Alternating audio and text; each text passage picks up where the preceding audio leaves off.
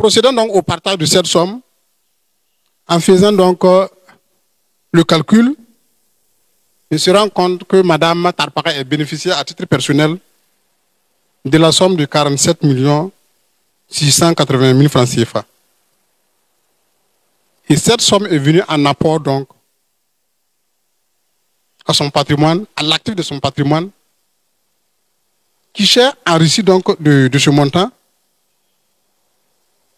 la rendant millionnaire, sauf que son patrimoine donc licite ne pouvait pas opérer.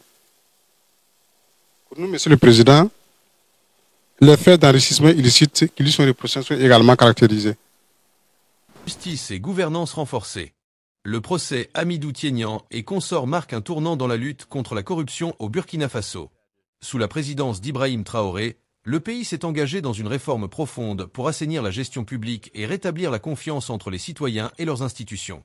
Ce procès, centré sur le détournement de fonds destinés aux déplacés internes, symbolise la volonté d'assurer justice aux populations les plus vulnérables.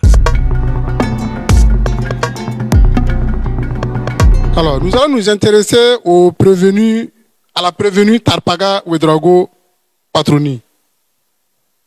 Qu'est-ce qui lui est reproché concrètement? Lui est reproché également de faits de faux en écriture publique et des faits d'usage de faux en écriture publique. Elle doit répondre également des faits de détournement des deniers publics, de complicité de détournement des deniers publics et d'enrichissement illicite. Prenons donc, pour commencer, les faits de faux en écriture publique. Alors, comme nous l'avons utilement donc rappelé un peu plus haut, ces faits sont prévus et réprimés par l'article 373-1 du Code pénal, que nous avons défini ici, Monsieur le Président. Alors, concrètement, qu'est-ce qu'on lui reproche? On lui reproche d'avoir, en tant que gestionnaire donc, du compte, d'un compte de dépôt, imité, tiré, émis de faux chèques sur ce compte. Alors que de façon concrète, ce que nous constatons, ce sont les chèques tirés au nom de M. Tiénian. Comment a-t-elle procédé? En réalité, elle est co-signataire du chèque avec le directeur donc, de la gestion financière. Donc, elle a tiré le chèque qu'elle a signé. Elle a cette qualité, puisqu'elle est co-signataire. Après avoir donc signé sa partie, elle a mis le chèque à la disposition de M. Tiénian, qui a donc à cette occasion, comme il sait donc imiter la signature de ses supérieurs, il y a apposé donc sa signature comme étant celui du directeur de la gestion financière. Et le faux est ainsi né, puisque le chèque en question n'est pas co-signé par le directeur de la gestion financière, mais par M. Tiénian. Et c'est l'apposition de la signature imitée par M. Tiénian qui imprime au chèque son caractère faux. Donc, en l'espèce, nous constatons que Mme Tarpaka a facilité la consommation de l'infraction en signant sa partie et en mettant le chèque à la disposition de M. Tiénian qui a procédé donc à la limitation des signatures. Donc, elle n'est pas auteur principal de faux, mais elle est plutôt complice de faux. En effet, alors, l'article 131-4 du Code pénal énumère donc des actes pouvant être qualifiés d'actes de complicité. Et au troisième tiré de cet article, on peut lire ceci.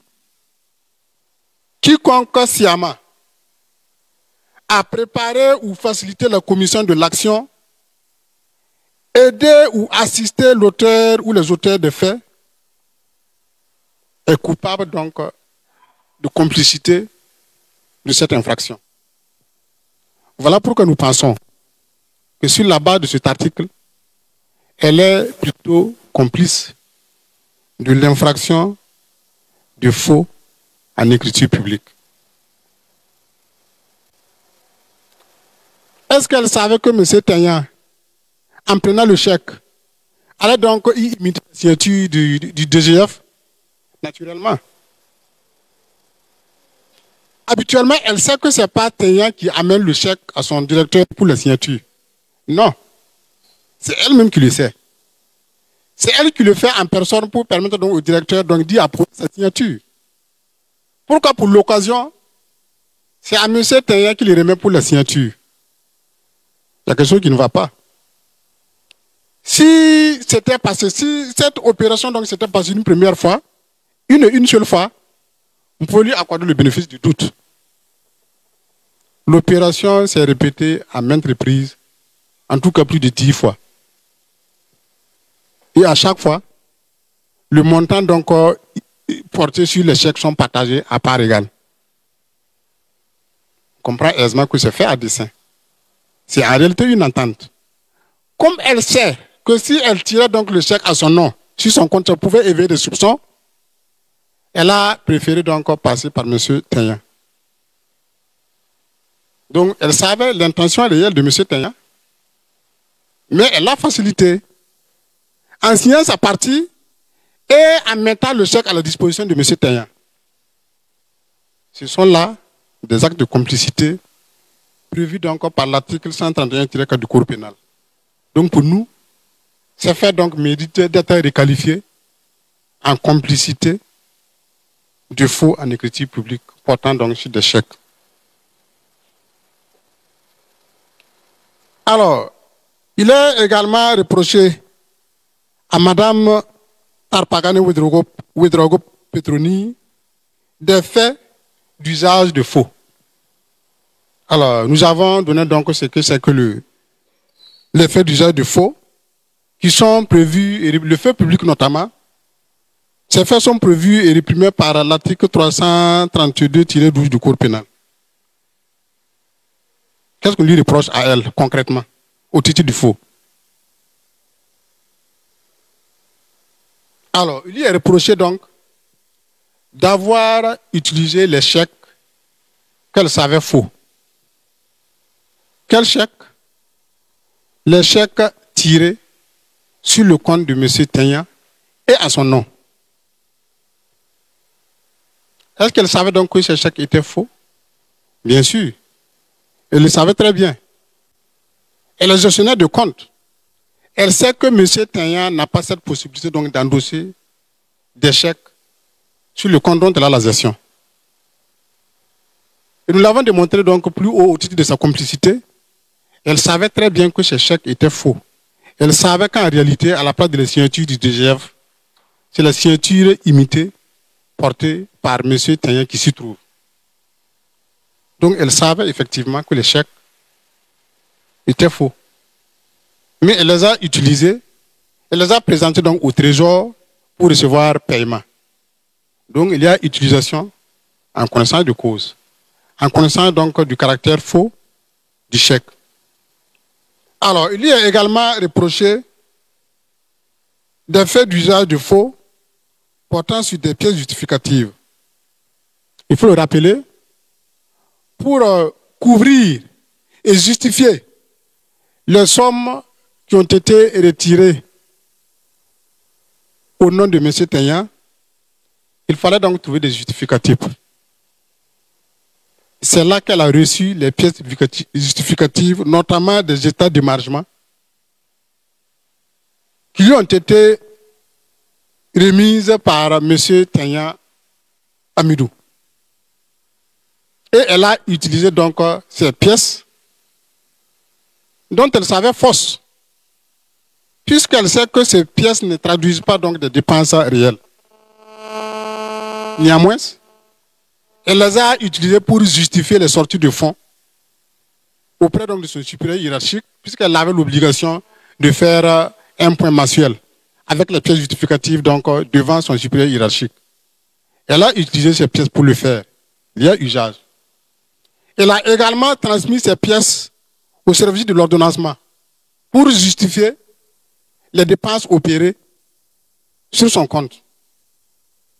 On constate effectivement que tous les éléments constituent donc des faits d'usage de faux en écriture publique sont caractérisés, sont réunis. Donc pour nous également, sans aucun doute possible, les faits d'usage de faux qui sont reprochés à Mme Tarpaga Néouédraogo Petroni sont amplement caractérisés. Alors, à elle, il lui est également reproché des faits de détournement de deniers publics.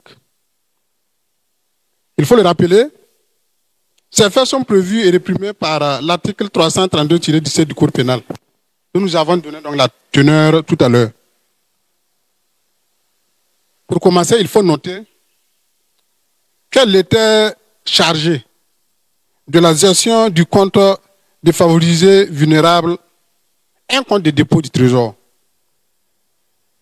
Un compte qui était destiné donc à la prise en charge des personnes défavorisées et vulnérables du ministère de l'Action humanitaire et de la Solidarité nationale. Et à ce titre, elle avait donc la co-signature avec donc le directeur de la gestion des finances.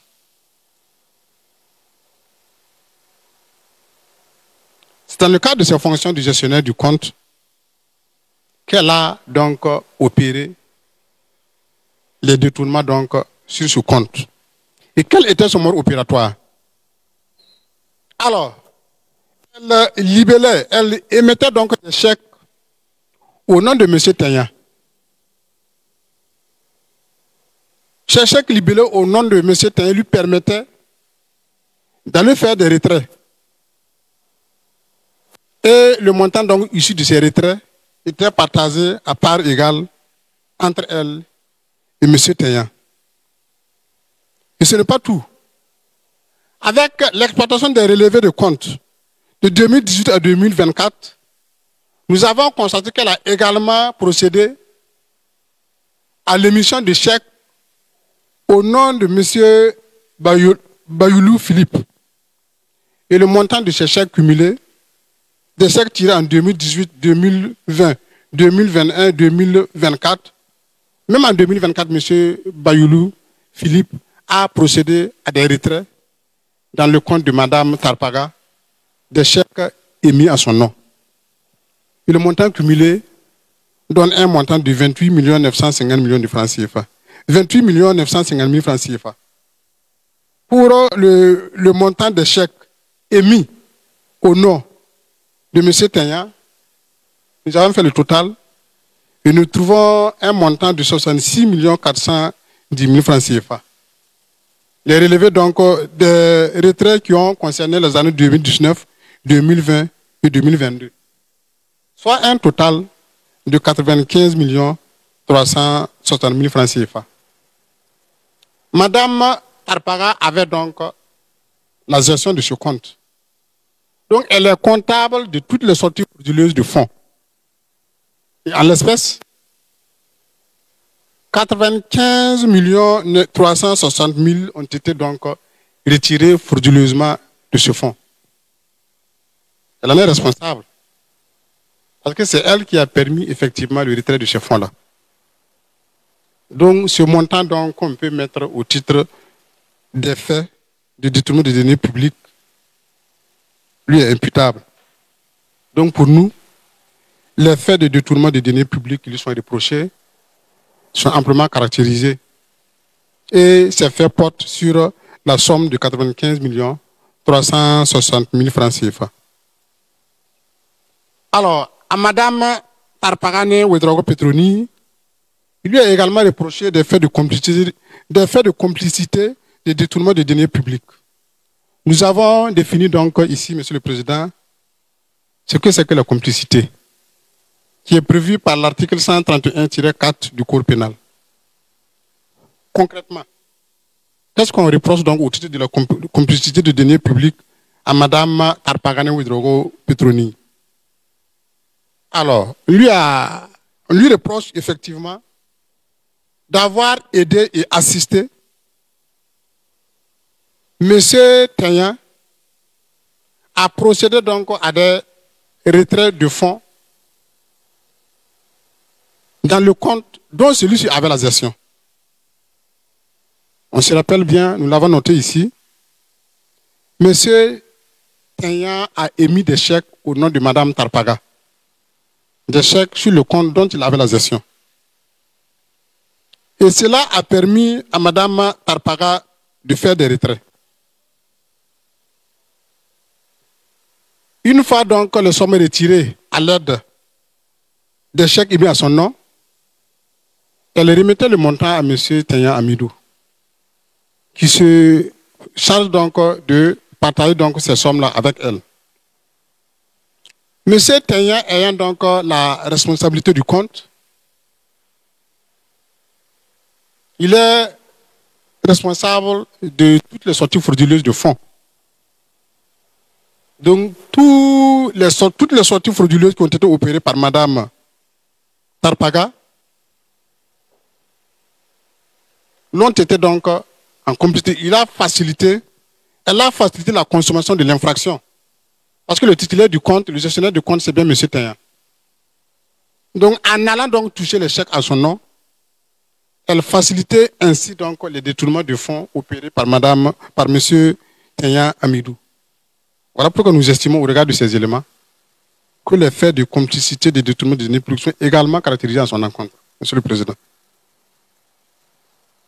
Alors, comme dernière infraction, il est reproché à Mme Tarpaga, née Ouedraogo Petroni, des faits d'enrichissement illicite.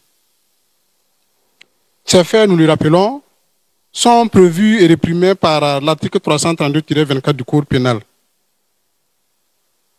qui stipule que quiconque se sera donc enrichi en utilisant des deniers ou des biens appartenant à l'État sera ainsi coupable des faits d'enrichissement illicite. Alors, nous l'avons souligné, les faits de blanchiment qu'on peut mettre, les faits de détournement des deniers publics qu'on peut mettre donc à l'actif de Mme Tarpaga, ce montant est de 95 360 000 francs CFA. Nous l'avons également dit, généralement ces sommes sont partagées à part égale entre elles et ceux donc qui procédaient au retrait. En l'espèce, ceux qui procédaient au retrait, c'est le prévenu Tenyan et le prévenu Bayoulou Philippe. Alors, procédons donc au partage de cette somme en faisant donc le calcul. Il se rend compte que Mme Tarpaga est bénéficiaire à titre personnel de la somme de 47 680 000 francs CFA. Et cette somme est venue en apport donc à son patrimoine, à l'actif de son patrimoine, qui s'est enrichi donc de ce montant, la rendant millionnaire, sauf que son patrimoine donc illicite ne pouvait pas opérer. Pour nous, Monsieur le Président, les faits d'enrichissement illicite qui lui sont reprochés sont également caractérisés. Nous finissons ainsi avec la prévenue Tarpaga Ouedraogo Petroni. Ibrahim Traoré, déjà reconnu pour son combat contre le terrorisme, montre que la lutte pour la bonne gouvernance est une priorité. En envoyant un signal fort contre l'impunité, il renforce la crédibilité de l'État et pose les bases d'un avenir plus juste pour tous. Ce procès, bien qu'il s'inscrive dans un contexte difficile, reflète une volonté réelle de changement. Pour suivre cette affaire et bien d'autres, restez connectés à Afrique en question. Regardez nos vidéos, partagez avec vos proches et abonnez-vous pour ne rien manquer des événements majeurs qui façonnent notre continent.